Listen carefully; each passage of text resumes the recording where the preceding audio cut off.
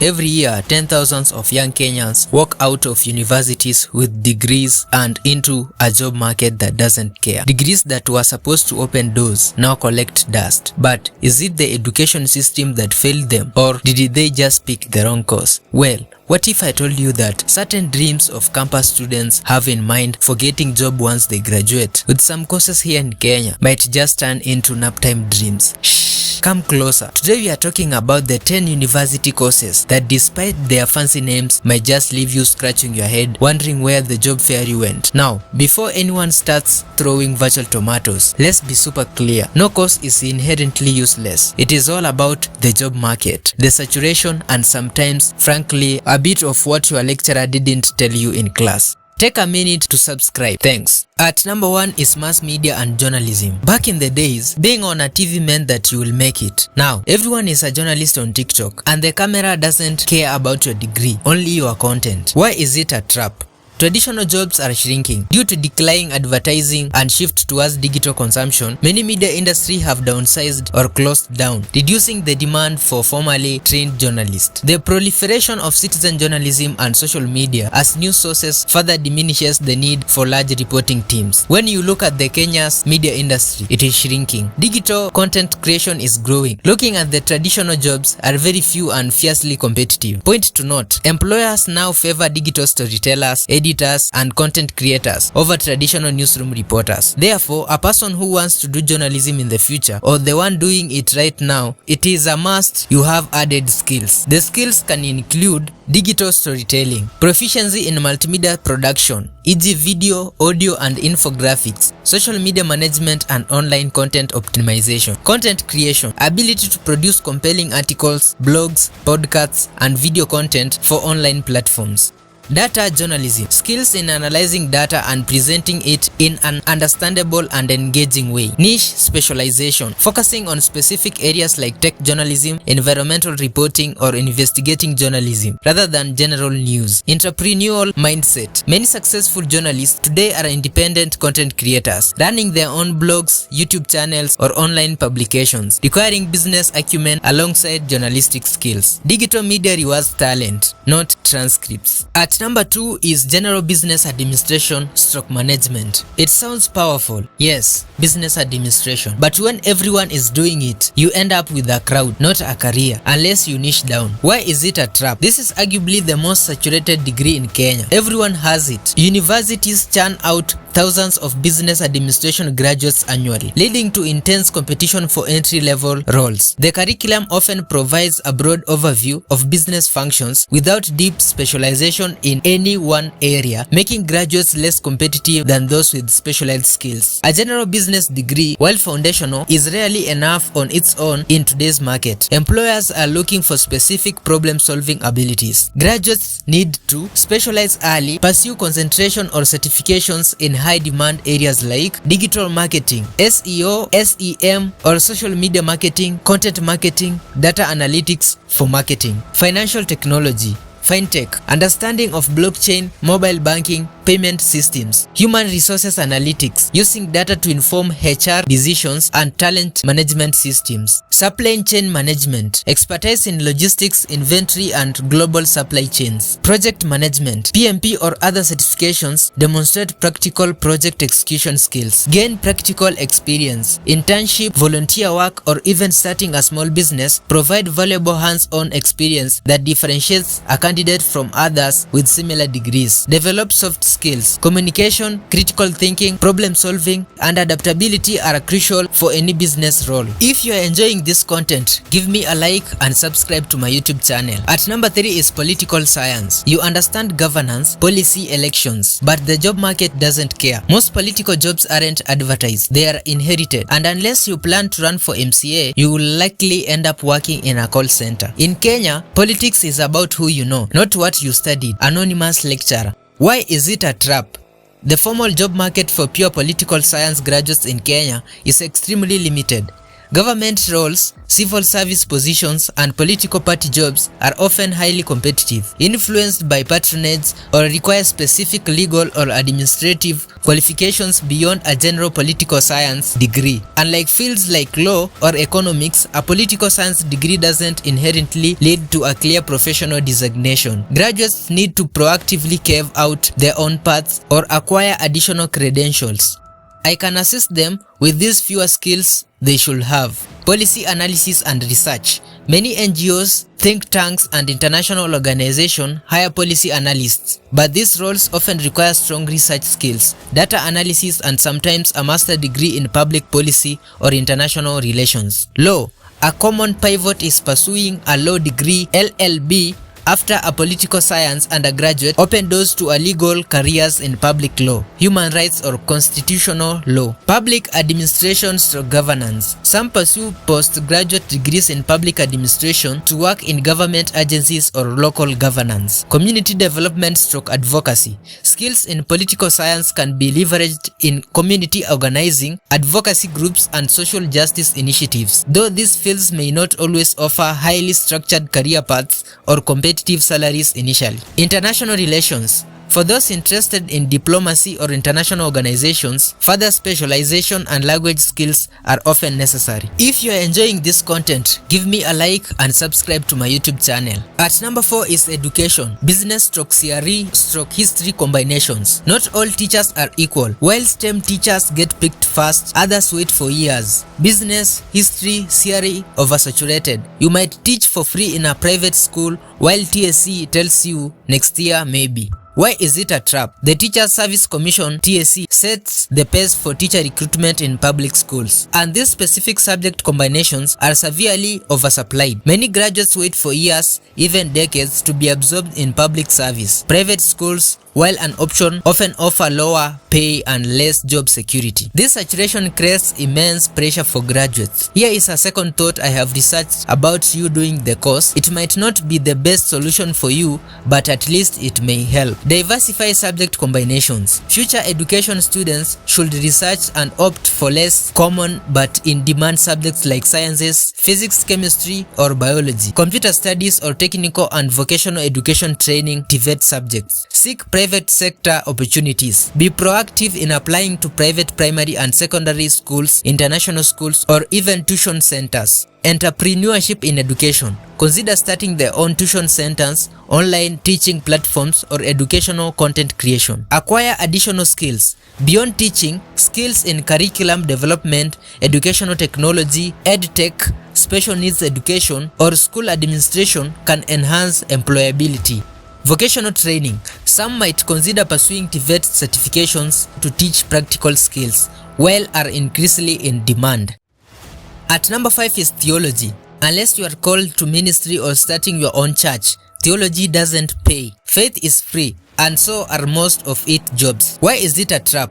The primary employers for theology graduates are religious institutions, e.g. churches, mosques, seminaries, and etc. However, many religious leadership roles are filled based on perceived calling, spiritual gifts, and community trust rather than formal academic credentials alone. The number of formal salaried positions within these institutions is limited, and many roles are voluntary rather than full-time, well-paying jobs. The catch here is the narrow application of the degree in the formal employment sector. Limited formal sector. Unless one is seeking to become a chaplain in institutions, e.g. hospitals, military, or prisons, which often require additional qualifications or specific religious affiliations, direct employment opportunities are few. Focus on ministry / pastoral work.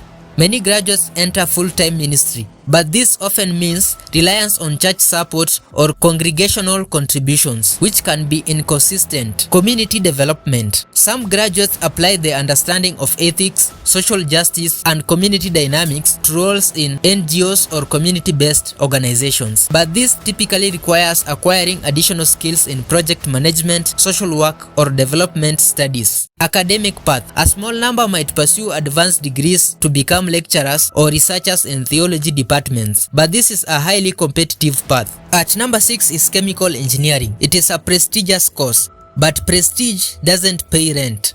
Kenya has barely enough industries to absorb chemical engineers. Most end up doing unrelated work. Why is it a trap? While seemingly prestigious, Kenya's industrial base is not sufficiently developed to absorb the number of chemical engineering graduates produced. There are limited large-scale chemical manufacturing plants, research and development facilities, or significant oil and gas processing industries that would traditionally employ chemical engineers. The mismatch between training and local industry demand is a major hurdle. Limited local industry. Unlike more industrialized nations, Kenya lacks a robust petrochemical, pharmaceutical manufacturing, or heavy industrial sector that relies heavily on chemical engineers for process optimization, plant design, or product development. Underemployment/migration. Many graduates end up in quality control roles, laboratory analysis, often in food or beverage industries, or completely unrelated fields. Some may seek opportunities abroad in countries with more developed chemical industries, but this often requires additional certifications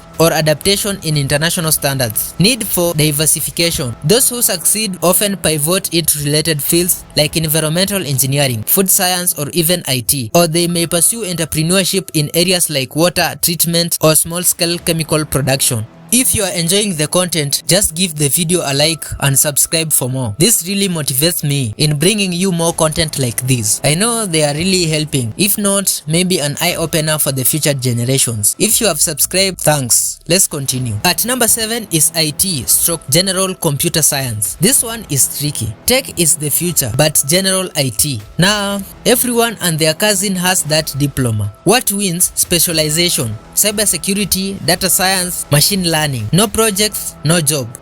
Why is it a trap? The digital revolution has made IT and computer science very popular, leading to flood of graduates with general knowledge. Many courses provide a foundational understanding without developing deep, specialized expertise that the current tech industry demands. Employers are less interested in a generic IT degree and more in specific, demonstrable skills. The tech industry is dynamic and requires continuous learning and specialization. Skill-based hiring. Companies are often more interested in what you can do, demonstrated through portfolios, projects, or certifications, rather than just a degree itself. High-demand specializations. Graduates should specialize in areas like cybersecurity, protecting systems and data from threats, data science/analytics, extracting insights from data, and machine learning. Cloud computing, AWS, Azure, and Google Cloud Platform expertise. Software development, specific language/frameworks, Python, Java, JavaScript, React, Angular, Nodes, JS, and among others. DevOps, bridging development and operations. UI/UX design, user interface and user experience design. Practical project work, building personal projects, contributing to open source initiatives, or participating in hackathons demonstrates a practical application of skills. Certifications, industry recognized certifications often hold more weight than just a general degree in fast evolving tech fields. At number 8 is psychology and counseling. Mental health matters, but in Kenya, we say you'll be fine and move on. Low paid awareness plus few paid roles equals to tough life for psychology grads. Why is it a trap? While there is a growing recognition of mental health issues in Kenya, the formal infrastructure for employing psychologists and counselors is still developing. Public health institutions often have limited budgets for these roles, and private practice requires a significant capital, networking, or a strong client base. There is also a lack of robust regulatory frameworks in some areas of practice. The path to professional practice is often long and challenging. Postgraduate certification and license. Many roles, particularly in clinical or educational psychology, require postgraduate degrees, master's or PhD, and professional license or certification, which adds significant time and cost to education. Low public funding. Mental health services are often underfunded in the public sector, meaning fewer government-employed psychologists or counselors. Entrepreneurial burden. Those who succeed often establish their own private practices, which demands business acumen, marketing skills, and strong networking abilities in addition to the therapeutic expertise. Demand in specific niches. There is some demand in specific areas like school counseling, organizational psychology, HR departments, or trauma counseling, NGOs, but these roles are competitive. At number 9 is sports science / physical education. You train athletes, but there are barely any jobs unless you become one. Schools aren't hiring. Federations are broke. Passion needs a business plan here. Why is it a trap? The professional sports industry in Kenya is not developed as in some other countries, limiting formal employment opportunities for small scientists. Physical education roles in schools are subject to government hiring freezes or budget constraints. Similar to other teaching professions, and private schools may prefer generalist coaches with proven track records. Passion alone isn't enough. Commercial viability is key. Limited professional sports. Unlike countries with major sports leagues, Kenya's professional sports infrastructure like football, rugby, and athletics doesn't generate a massive number of full-time salaried roles for sports scientists, physiotherapists, or strength and conditioning coaches. Reliance on school system. PE teachers are primarily employed by schools,